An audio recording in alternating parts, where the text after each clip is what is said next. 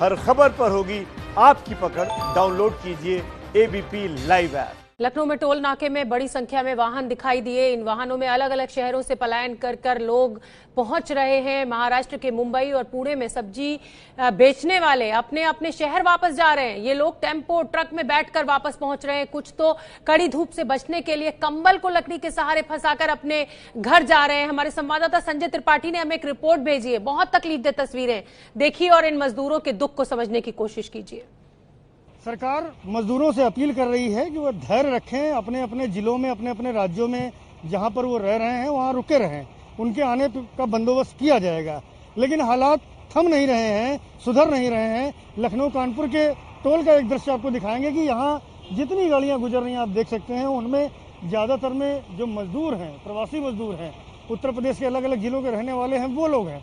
और रेला है पूरा पीछे तक अगर आप देखेंगे तो एक के बाद एक छोटी बड़ी हर तरह की गाड़ियां आप देखें। मजदूरों का पूरा परिवार कैसे एक एक छोटी छोटी गाड़ियों में, टेम्पो में आ रहा है, ये दृश्य है। क्यों आ रहे हैं? क्योंकि खाने पीने के नहीं है। कहाँ से आ रहे हैं आप? कहाँ से आ रहे हैं? बस्ती, पुणे से? हाँ, पुणे से आ रहे हैं हम लोग। भाजी बेचते थे। भाजी बेचते थे। क्यों चले आए? धंधा बंद हो गया ना, सब पूरा गली सील कर दिए, तो किधर बेचेंगे हम लोग भाजी? कब से चले थे वहाँ? अरे अभी आज कितना, सोमवार को निकले, 5 दिन हो गया। 5 दिन हो गया। हाँ। कहाँ जा रहे हो? जाएंगे हम लोग जिला में। सिद्धार्थनगर जिला में। अच्छा, तो वहाँ के खाने पीने का इंतजाम है कुछ? अभी घर है हम लोग का उधर। हाँ, तो खाने पीने की है वहाँ? हाँ, खेती थी। कैसे वहाँ खाना पीना करोगे? क्या करोगे वहाँ? अभी क्या करेंगे, जो रहेगा वो खाएंगे। अच्छा, ये देखें आप, छोटे छोटे बच्चे किस तरह से इस टेम्पो में भरे हुए हैं। भारी भीषण धूप है और छत्र बनाया हुआ एक कंबल को, पुराना कंबल है जिसका एक लेयर डाल रखी है कि कम से कम धूप से बच सके। परेशान लोग हैं, बेहद दुखी हैं। कहाँ से आ रहे हैं? हम सर पुणे से आ रहे हैं। वहाँ क्या करते थे? सर वहाँ पे हम लोग भाजी में दे देंगे, अभी वहाँ पे कुछ भी नहीं है। बेटा तुम्हारा नाम क्या है? राज। क्या करते थे तुम? भाजी। पढ़ाई करते थे? हाँ, पढ़ाई करते थे। किस क्लास में पढ़ते थे? दूसरी। हैं? दूसरी में थे। तो आप क्या करोगे? पढ़ाई तो छूट गई तुम्हारी, अब कहाँ जाओगे? गाँव। मना नहीं किया कि नहीं जाना? पापा से मना नहीं किया कि जाना नहीं है? पापा बम्बई में गए थे। पापा मुंबई में फंसे हुए पहले से ही। अच्छा, सर इनके पापा जो है ना मुंबई में पहले से फंसे हुए। अच्छा, हाँ अभी, हाँ वो भी नहीं आ पाए? वो नहीं आ पाए। ये बच्चे चले गए? हाँ बच्चे चले आए। हाँ हम लोग के साथ में चले आए। अब कहाँ जाओगे? अभी सर हम लोग सिद्धार्थनगर जाएंगे। तो वहाँ क्या करोगे? खाने पीने का है कुछ? सर वहाँ पे हमारा घर का खेती है, नहीं कि अपना खेती करेंगे। कितनी खेती है? खेती है सबके पास, अपना 12-15 एकड़ जमीन है सबके पास। कौन संभालता है खेती तुम्हारी? अभी ये तो मम्मी पापा संभालते हैं, लेकिन अब जाके हम ही संभालेंगे, क्या करेंगे अभी? हम वहाँ से अच्छा तो इधर ही पड़े रहेंगे ना, भूखे मरने से तो अच्छा है ना इधर रहेंगे। वहाँ पे क्या है, खाने का नहीं, कुछ नहीं करके। देखिए कैसे एक छोटे से टेम्पो में एक कंबल को छाया के लिए लगा रखा है छत पर, और छोटे छोटे बच्चे हैं। 3-3, 4-4 दिन का सफ़र करके ये आ रहे हैं। महाराष्ट्र से आ रहे हैं। आप सोचिए 4-4 दिन इस टेम्पो में आना और भीषण तपती धूप में इस तरह से ये सफ़र कर रहे हैं। और भी दृश्य आपको दिखाएंगे। देखिए आप, पीछे तो पूरा रेला है। हर गाड़ी में आप देखें तो मजदूर हैं, प्रवासी श्रमिक हैं, अलग अलग जिलों के रहने वाले लोग हैं, चले आ रहे हैं। बस कुल मिला के मकसद ये है कि अपने घर गाँव पहुँच जाएँ तो कम से कम जो खेती पाती है, मजदूरी है, वो कर लेंगे और अपने घर में जाके गुजारा करेंगे। क्या नाम है आपका? संगीता। संगीता, कहाँ से आ रही हो? पुणे से। पूना से। कहाँ काम करती है? क्या करती है? काम नहीं कर रहे तो भाजी बेचते थे। हाँ आदमी। कहाँ चली है? भाजी नहीं दिख रहा? वो डंडे मार रहे, सब बंद है। बंद है? हाँ, तो आप कहाँ जाओगी?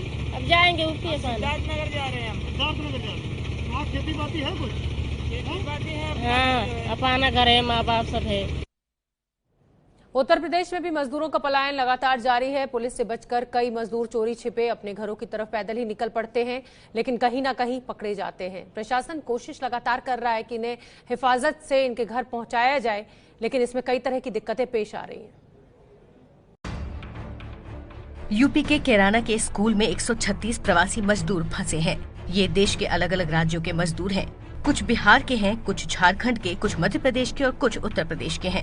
लॉकडाउन के बाद से ही ये सभी परेशान हैं। इनके पास काम नहीं है। जहां रह रहे थे वहां से भी मकान मालिक ने इन्हें निकाल दिया, जिसके बाद इन लोगों ने पलायन की सोची। कई दिन तक चलने के बाद इन्हें उत्तर प्रदेश के कैराना में रोक दिया गया। इनसे ये कहा गया कि इन्हें इनके राज्य पहुँचा दिया जाएगा, लेकिन पिछले कई दिनों से इन्हें कोई पूछ भी नहीं रहा है। कुछ खेती बाड़ी भी बुड़ जाएगा सर, खेती बाड़ी के सीजन अब आ रहा है, हम लोग तो अपना मट्टी कोड़ के तो खाएंगे वहाँ पर। यहाँ पर कौन खिलाने वाला है? यहाँ तो डंडा मारता है, पुलिस नहीं चलने देता है रोड पे। रूम किराया बोला खाली करो। मकान मालिक भी भगा दिया, राशन भी नहीं दे रहा था हम लोग को, वो भी राशन बंद हो गया था। ठीक है ना, हम लोग ऐसे ही चल दिए 40-50 बंदे। सरकार को बोल रहे हैं हम लोग फंसे हुए, हम लोग को निकाल दीजिए तब ना हम जाएंगे। सरकार लोग हमको मांग नहीं कर रहा है। ये तस्वीरें नोएडा आगरा एक्सप्रेसवे की हैं। अलीगढ़ और मथुरा की सीमा पर पुलिस कर्मियों ने जब पलायन कर रहे मजदूरों को रोकने की कोशिश की तो गुस्साए मजदूरों ने एक्सप्रेसवे पर साइकिल खड़ी कर विरोध शुरू कर दिया। पुलिस ने इन्हें रोककर समझाने की कोशिश की लेकिन नाकाम रही।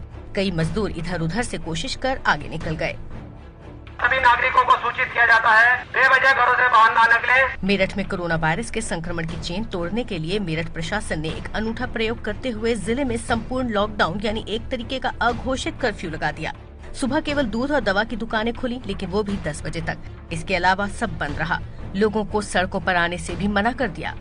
इसके बहुत अच्छे परिणाम हैं और जो बाजार खुलते हैं उनको भी हम लोग बारी बारी से खोलेंगे जिससे कि संक्रमण का चेन हमारा रुके। यूपी में लॉकडाउन में बच्चों की पढ़ाई लिखाई पर काफी असर पड़ रहा है। इसे देखते हुए बस्ती जिले के आदर्श प्राथमिक विद्यालय के टीचरों ने बच्चों के अभिभावकों का एक व्हाट्सएप ग्रुप बनाकर उसके माध्यम से शिक्षण का तरीका अपनाया है। ग्रुप में टीचर बच्चों को होमवर्क देने और उसे जांच करके लौटाने का काम कर रहे हैं। एक लेसन पे हम लोग 2-3 दिन काम करते हैं कि बच्चों को अच्छी तरीके से आ जाए, क्योंकि हर बच्चे को मोबाइल जो है उसी समय पे उपलब्ध नहीं होता। कभी कभी पेरेंट्स भी सहयोग नहीं करते, लेकिन हम लोग फ़ोन करके उनको कहते हैं कि उस समय रहें। हम लोगों ने टाइम रखा है 12 से 2 बजे तक और वो 12 से 2 बजे तक सभी टीचर्स उस पर पढ़ाते हैं। यूपी में कोरोना वायरस से अब तक करीब 3800 लोग बीमार हुए हैं। अच्छी बात यह है कि आधे से ज्यादा ठीक होकर अपने घर भी जा चुके हैं।